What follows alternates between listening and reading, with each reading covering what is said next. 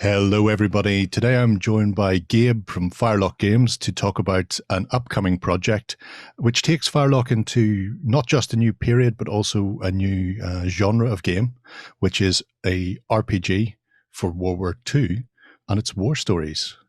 So, Gabe, pleasure to have you on the show. Thanks for having me, Gerry. I appreciate being here and looking forward to talking about all good new things coming up. That's what we love to hear. So, I suppose first off the bat, people always like to know where designers come from and what their sort of their inspiration is. So, do you mind telling us just a quick bit about yourself and your sort of gaming background? Sure. Well, I guess I've been gaming since the early 80s, and I've been doing all of the four categories, as I call it: the card games, the board games, the miniatures games, and the role-playing games. Mm-hmm. I guess like a lot of folks, I got into RPGs with D&D and then moved on to lots of different systems from the years as the years went by. For the most part, on the day job, I'm a school teacher. I teach U.S. history to high school students here in where I live in Miami. Mm-hmm. And I've been friends with the folks at Firelock for quite some time. And I've actually helped out in some of their rules and play tests. And I was pretty involved with Oak and Iron. Mm-hmm. And to a smaller extent, Blood and Plunder as well. Apart from that work, I guess folks might want to know I did a little bit of writing for Cubicle 7 as well. I did a chapter in their Erebor book, and I did some work for Rocket Age. All right. So spread far and wide amongst the industry then. Yeah. Nice to see. So I suppose then, with being a history teacher, was the RPG something that you wanted to develop yourself and you brought it to Firelock, or was this something that that they reached out to you and thought you might be able to help them with? Well, my relationship with Firelock has, as I said, with some of their previous games, has been involved with helping put some of the rules together or some of the play tests together, and so they knew my interest did involve writing and writing rule sets and coming up with games and developing games. So I actually had my initial invitation by Firelock years ago to come up with a pirate-themed card game. Actually, that was the very first one, and the game is written. It's good to go. I think it's pending kind of art. It's been pending art for a while, but that's okay. That's how things function. And then it went on to other things. It kind of went into some miniatures games, a skirmish game that I personally was enamored with, and that might happen at one point in the future as well. And then Alex Aguila, the CEO, basically said, "Look, we have an idea," and it was his idea. He says there hasn't been lately, anyway, a World War II role-playing game that is set in a realistic and historical fashion. Sure, there's been, as I know personally, Dust and all the Cthulhu-based World War II stuff, and there's been older things that are realistic, Roll20, and there's been a few others that use the OGL license for D&D and whatnot, but there hadn't been anything really recent, and it was his idea to come up with that, and he tasked me with the idea of putting it together. He chose the Year Zero engine. That might be a question later on, but he chose the Year Zero engine on account of the fact that I had GM'd an Aliens RPG that he really liked, which of course sets me up for failure because I probably can't DM anything like that as well as I did that day. But he really was into the rule set and the Year Zero engine. And during the pandemic, he had his family playing, Aliens and Year Zero the whole time. Well, that's, I mean, it's an interesting one. Having previously looked at things like the OGL and other systems that are out there that have approached the World War II side of things, because they have such a heavy basis in fantasy gaming, even if the setting itself isn't weird or pulp or fantastical, you don't get a sense of realism in the play style. Simply, people are supposed to shrug off damage that would kill a mortal man, because that is the style of game that they're written for. Year Zero is a fairly light touch as far as mechanics go, and also just even completing semi-difficult actions can become a bit tenuous sometimes with it, which adds to that sort of air. So when you were developing the system, then it's specifically World War II, and from what I was told, you start off with airborne, either British powers or US airborne. Is this to put people in a smaller group, so they're I suppose more of the Band of Brothers style of a small group of characters working together rather than just being lost within the massive pushes of battles? Yeah, I think that was part of it. Although I would have to say that there are certainly other theaters of the war where you can have the same effect. I mean, you don't even have to be soldiers. You could be partisans of the French Resistance, or you could be even espionage agents or something to that effect. So I think that there's a lot of areas where you can have small parties. Yeah.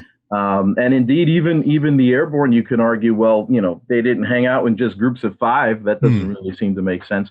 But the way that well, first of all, the reason for the airborne sort of zeroing in and the focus on that is I think that Alex wanted to kind of give that Band of Brothers feel to it, to where you have generally an audience that are likely fans of the the HBO show or that sort of elite soldier.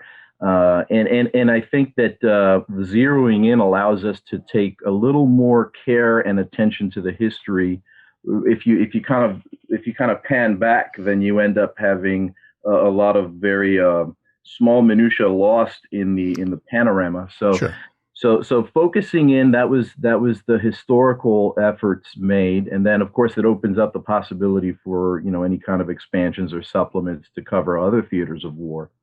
But to be sure, we did not. I told them we can't just make it for paratroopers. I mean, there's going to be folks that are going to look at these rules and say, "Well, I'm stuck playing paratroopers. What if I want to storm the beaches right on the sand? What if I want to be regular infantry? What if I want to be in an armored tank?"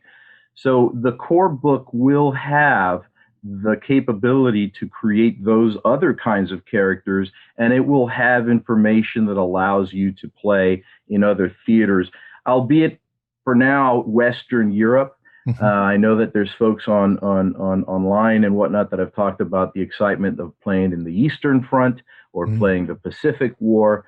I think that if you do a little extra work or research, you can even do that with the core book. I mean, there's nothing stopping you. Yeah. But eventually there'll be supplements and additional books. That's nice to know, because whenever you were saying about possibly using partisans, one of the first things that I thought of would be the Warsaw Rising, which is the anniversary comes up around about the same time that this book will be coming out in August. Yeah. So having something like that going on would be fascinating. Yeah. So with the book itself, how much development and history is in it? Because sometimes when you get a book that focuses in on the realities of a situation, you have a problem where you've got people who know next to nothing looking for a primer, and then you've got people who know almost the minutiae, and then they're looking for almost too much detail, and you don't want to cater to one too much of an extreme. So how have you managed to steer a course there? Yeah, the chapter that deals with the background information is, in a sense, a primer. It's going to have a timeline. It's going to have, the generic things that you come out of an American history class like my class, and you'll kind of know the basics of it. Yeah. So it comes at it, however, as opposed to, say, my history class, which is mostly a geopolitical arena. It comes at it from a more strategic level, and maybe it'll even zero in a little bit on the tactics as well of the period. We do have someone that is also very knowledgeable about the field and about the topic, most definitely more so than myself, particularly as it revolves around the military and the tactical and the smaller scale rather than the geopolitical stuff, which is, I would know a little bit about that, but Sure. it's a fine line. I mean, you're right. It's going to be where you're going to have probably just enough detail to satisfy some of the tread heads and some of the folks that are really interested in knowing those things.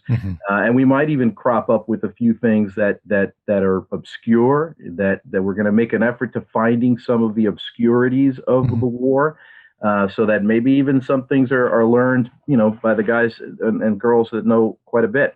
But the folks that don't know anything about World War II will find that after reading a chapter or two, they'll be a lot more knowledgeable about it. Sounds ideal for many people then. Yeah. What way have you gone about structuring the actual book? What can people expect from War Stories? Is it going to be mostly the sort of the historic side, the archetypes that people will be playing and scenarios, or is there anything that you've sort of lent more into? Because most people, I think, could run a game set in World War II and have it be, a bit commando, a bit pulp, but trying to run a realistic game adds certain layers of, I wouldn't say difficulty, but you can't be as abstract. You can't have the Germans all with their dueling scars and being very stereotypical. So I think a lot of people have been looking at this going, it's an interesting time to play in, but it's how it's presented in the book itself. Yeah, I think that one of the challenges when it comes to realism, for example, is what you mentioned before, where you have in a lot of RPGs the notion that the hero is going to kind of survive quite a bit of wounding and bullet wounds and getting stabbed or whatnot. I think that we kind of tweaked the Year Zero engine enough to where there is a great fear of getting in a firefight. It is rather lethal, and it can be quickly lethal. What I mean by that is a lot of RPGs will have you, with a wound threshold, a hit point total, if you will, that, say maybe it's 10 or 12 points just arbitrarily. And then you get hit with 4 or 5 points and you've been cut in a third or a half. And you know that you can probably withstand another hit. So you're still in the combat, you're still in the fight. In this game, the wound thresholds range anywhere from 3 to 5, maybe 6 tops. Oh, right, yeah. That will add a certain amount of peril to the scenarios. Yeah. So I've had players in complete health be taken out and killed in one shot. It obviously is still dice based. You have to kind of, as a GM or the player, roll high, and there are ways. There is a main way to mitigate instant death, which we call lucky strikes, which are your little tokens that you might have in other RPGs. That if you spend it, you force the GM to re-roll that damaged die. But it's a re-roll. So ultimately, the last time we play tested, I had a German officer come around the corner with a submachine gun and gun down an American GI player character. And he rolled on a D10. He rolled a 9, which is high enough to where you trigger a critical effect. Yeah. And he said, "Here's my coin. Re-roll the 9. I rolled a 10." Yeah. and in such ways, stories are crafted, I suppose. Yeah, exactly. So to that end, what we had to do is we had to figure out a way that allowed the player whose character could possibly die in session 1 have a means by which to remain in the game. And I think that there's an elegant way, and we're still play testing it. But I think there's an elegant way if we incorporate the idea of a platoon level background characters. Sure. So the idea being that you have, these background characters that you superficially create, and that you will on occasion, in fact, end up using them and interchangeably so amongst the rest of the players, so that you might have that sniper everybody knows about that's in the platoon. Yeah. And we call on him if we need to, and he comes in and does what he does. But then he fades off into the background, but people know him. and have his basic stats in a much more simple fundamental level all ready to go, so that if your character goes down, you can elevate any of these other background characters to the position of your full player character until either your character returns from the infirmary or he's never going to return from the infirmary. That's a incredibly interesting way of doing things, because like you say, that even with the airborne, they weren't 5 men running about, regardless of what sometimes TV and movies will show us. So having the platoon's worth of people there, and having just the bare bones of their characters already presented, means that they can be fed in and out. And if you're playing through a campaign over time, you may need that sniper, you may need the demolitions expert, or if somebody's particularly good at whatever it happens to be, bringing them to the fore, maybe only for a game or a session or two. Right. The radio man, got to get the bombardment in. Yeah, definitely calling down all the fire on their location. Yeah. I have to say that inspiration came from 2 sources. Tim Korluski, who's putting together the pirate RPG under the Black Flag, or the Black Sail. That name went around so many different iterations. But he came up with a similar idea for the crew of a pirate ship. Yeah. And then prior to that, I played quite a bit for a few years of the Ubiquity game system, Hollow Earth and All for One. And in All for One, the folks over at Triple Ace Games, I believe, had come up with your sidekick. And every musketeer had a sidekick, whether it was the cook or the stable boy or whatever it was. Yeah. And you played that character simultaneously, and it was actually really a great kind of dynamic that you could create, because a lot of times it's part of the narrative, creating a dynamic with these other characters that are regulars. Yeah. It makes an awful lot of sense, especially when you don't want to have to, I suppose, interrupt the flow. And it's possibly less of an issue with war stories, because if somebody's out of the game, if their character dies, there were recruits brought in, and having that new recruit drafted in is interesting. But at the same time, you don't want the entire party to suddenly reappear with brand new green troops 3 weeks in, 4 weeks in. Whereas if they've got the veterans, they've got the rest of the platoon around them, they can just develop that over time.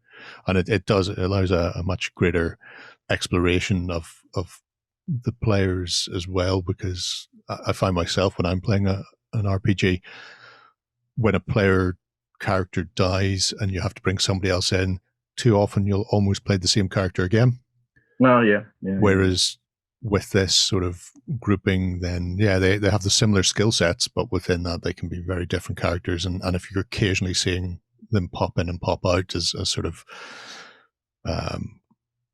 these episodic characters arriving and developing their own personality, then you've got a lot more interest in the game then. Yeah, definitely. It kind of elevates everyone's role playing ability in a sense, because you're not going to play Phil the same way you play John. You're going to have different, and it's going to force you to do that. So because everyone already knows what John does, and I think that what's also, we're playtesting it, and I'm not sure if this is going to stay or not, but at the moment, these background characters can be shared by the players while they remain background characters, so that every player in the group actually can inject their own kind of version of Phil or whoever it is. And it kind of makes it fun to kind of say, well, this is the guy that did this on the last set. Oh, right. Okay. So if he did that, then he's more likely than not going to do this. So that's pretty neat, I think. I think that's pretty good. Especially having that shared pool of experience as well means that you end up with more three-dimensional characters as the supplementary characters than just the initial. I imagine they'll start off being fairly two-dimensional. There is the sniper, but then after a little while, you get to know who exactly he is, where he's from, and the gal back home he's waiting for. Right. So you have to worry that the background characters get more dimensional than the player characters. players aren't that good at it or whatnot. I have a few friends who, could practically be two-dimensional in real life, so it wouldn't surprise me. Are you planning on having many sort of story hooks or pre-written scenarios in war stories, or is it going to be sort of more open-ended and give people the tools and then the background of World War II and then just let them take it and run with it? Well, they can do both. They can do both, of course, but we will provide the core book will have an introductory scenario, and I'm confident that the campaign is going to have a variety of episodic kind of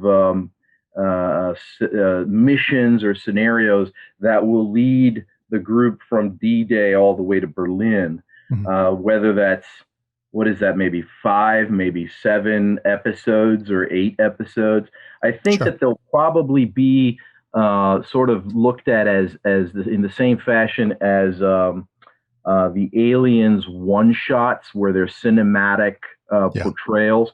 And now that doesn't, of course, preclude you from using the very same characters. And in fact, most groups, I would imagine, would want to see their characters from the beach all the way to the street of Berlin. Yeah. And if your character survives that long, well, then that's great.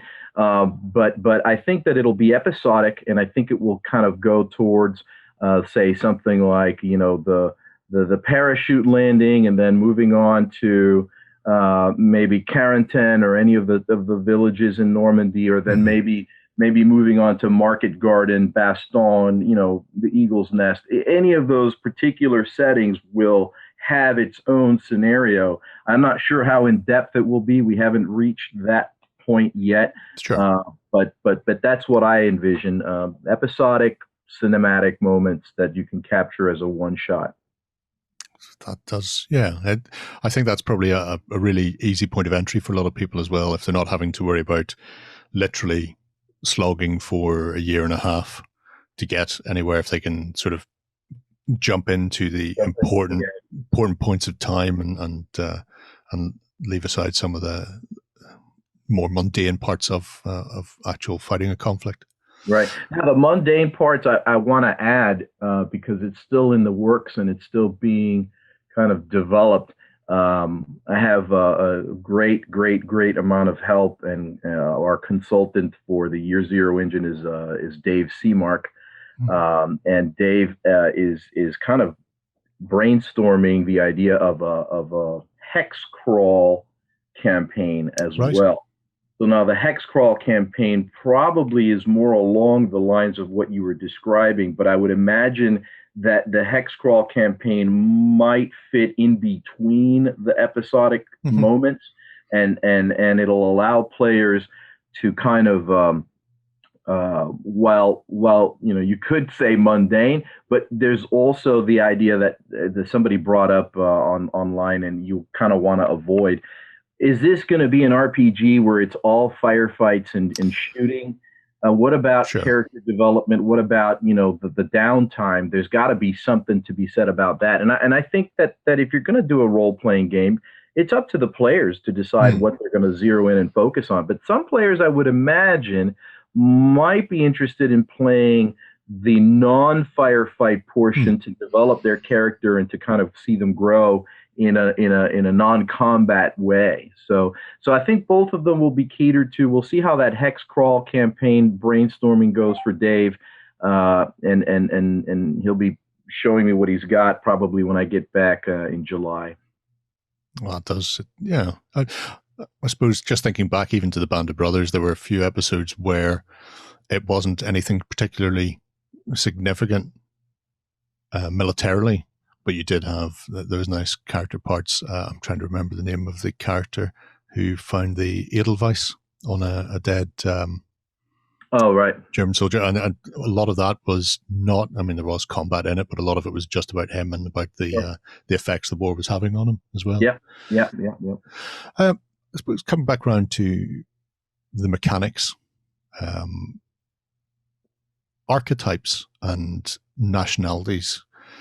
Often you'll see some form of traits added to a nationality in a game to try and differentiate them for tabletop means, and obviously miniature war games do it quite a bit, to try and separate out a infantryman from the American, British, German armies. Have you looked at anything like that, or is that just something that you want to let the players develop their own characteristics and keep actual mechanical changes away from it, or is it something that you've added into the actual mechanics? No, we have indeed stayed away from that to allow the characters to come up with their own, their own iterations of the things that make their characters distinct. The one thing that that nationality will bear into the character creation is language. Obviously, if you're playing a French partisan, then your primary language is French, and I have a sort of die mechanic that will create the odds of whether or not you know a secondary language or even a third language, and that's again still in the playtest, but there's far more of a tendency for Europeans to know more languages than Americans, additional languages, that is to say. That's about the only real distinction between nationalities. In terms of archetypes, at present, we've got the rifleman, we've got the weapon specialist, we've got the NCO or officer, which is kind of the same as / NCO officer. We've got the medic, we've got the partisan, because we wanted to be able to at least appeal to those folks. We have the war correspondent, and I'm missing somebody. I think we've got like 6 to 8 I think it's more like 8 archetypes. And there are 2 ways to make a character in the game. You have the archetype method, which is generally how most of the Free League Year Zero engines kind of get you involved quickly, where you simply have a few choices to make and boom, you've got yourself a character. And then you've got the more in-depth life path method, where you have charts that will roll up a random character and create a background, and based on the background, your early upbringing, your pre-war career, and your war career, these 3 arenas will provide you with not just what you did as a character in those years, but what skills that enabled you to develop. Yeah. So the 3, the middle one, the pre-war years, say what the 1930s, you could play an older character and cycle through that second stage multiple times and get more skills, but at the cost of your base attributes. So if you want to be an older person, then you kind of lower your base attributes, but you get more skills because you've been around for a little longer. Yeah. So that's the basic character creation method. Well, I've been through a few of their character creations in the past, and yeah, that makes an awful lot of sense. I quite like the idea as well.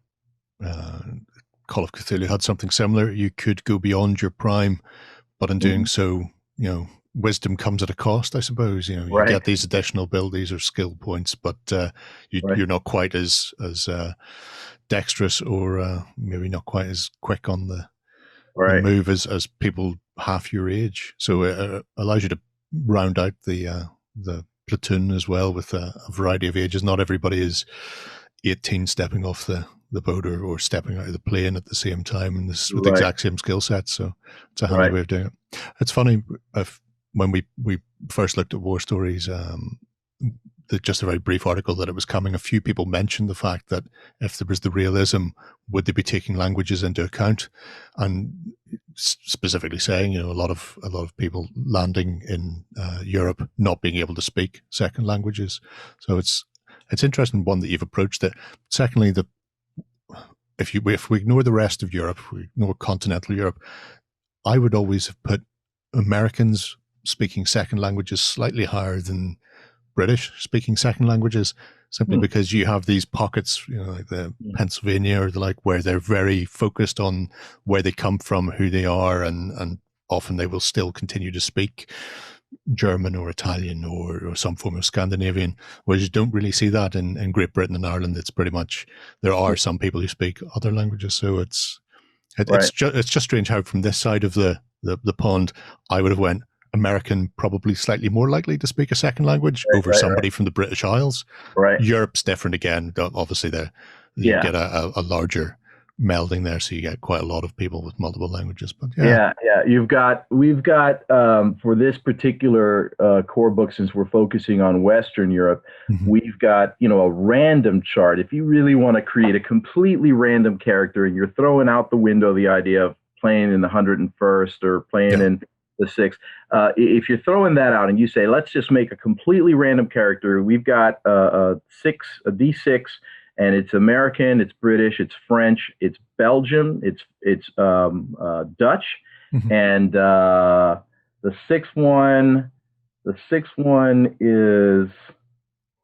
Don't fancy throwing some Polish in there for the Polish airborne? It might have been. It might be Polish. It might be Polish. Oh no, Canadian. Oh, Canadian. Oh, well, in that case, English and French in one handy dandy bundle there. Yeah. And the interesting thing is that for me, my experience, and I've been to Europe a couple of times, but my experience with the Belgians and the Dutch is they often speak 2 or 3 languages. Every Dutch person I know speaks Dutch, German, French, and English. Yep. I mean, they speak an enormous wealth of languages there. So, but yeah, I did not know about the British propensity for one language. It's just one of those things, there will be multilingual people out there, and Christopher Lee, I think, spoke 11 languages. Wow. and with a couple of other that he said he was passable in, but you've got, apart from these outliers, there's a very much we speak one language, we don't like to learn other things. It's harsh on our ears and on our throats. Yeah, I've got the Spanish as well. So I got my parents were Cuban, so we got Spanish and English in the household, and I'm able to pretty much they even had me teach a Spanish class. Can you believe that? They go in expecting to learn Spanish. They come out having learned quite a lot of stuff about American history, but in Spanish. Yeah, it's pretty good. It's pretty good.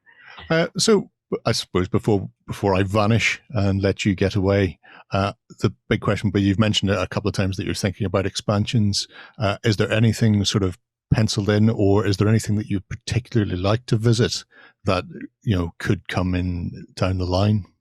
My favorite is the espionage stories. I like espionage. I think a lot of folks would probably agree that espionage lends itself really well to role-playing games, particularly if you have a small group of people. Obviously, if you have 6 gamers in your circle, that might be a little harder.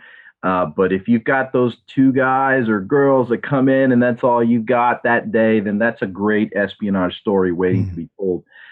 That's my personal favorite, although I also am partial to the idea of a supplement that will focus and zero in on tank warfare in North Africa. I think that, to me, a group of five soldiers in a tank is just begging to be a role-playing game, asking to play in that sort of scenario.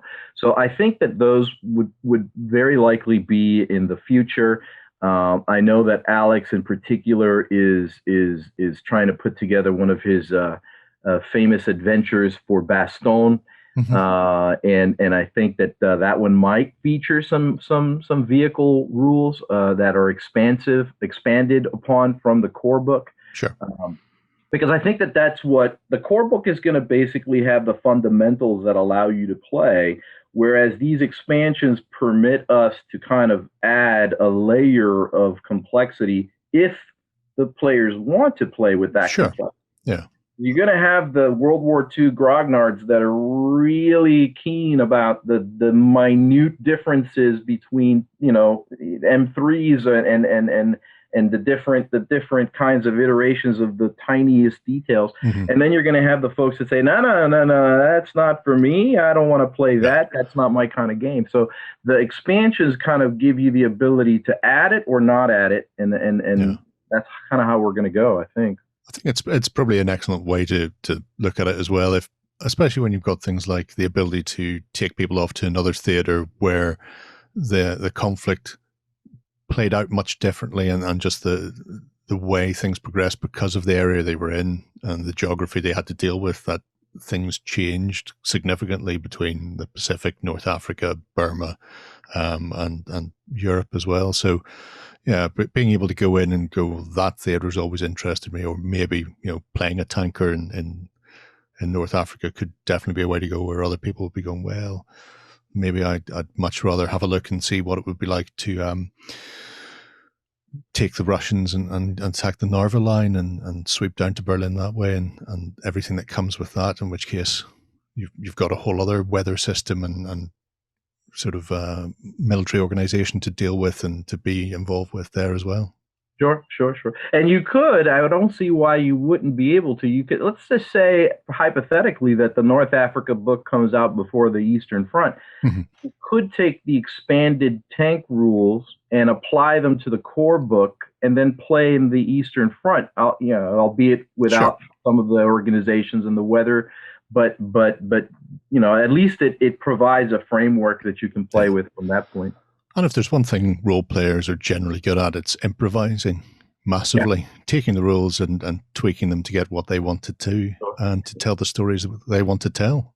This is true. Well, it's been a delight to have this chat with you, Gabe. Everybody at home, if you're interested in war stories, if you've any questions for Gabe about the system or about the setting, please feel free to drop them below, and we will do our best to get them answered. But hopefully I'll be able to sit down and actually have a game of it soon. And until then, bye-bye. Go ahead and check out our other content on screen now. And while you're at it, why not hit subscribe and remember to ding our dong. Go on, you know you want to click it. Go on.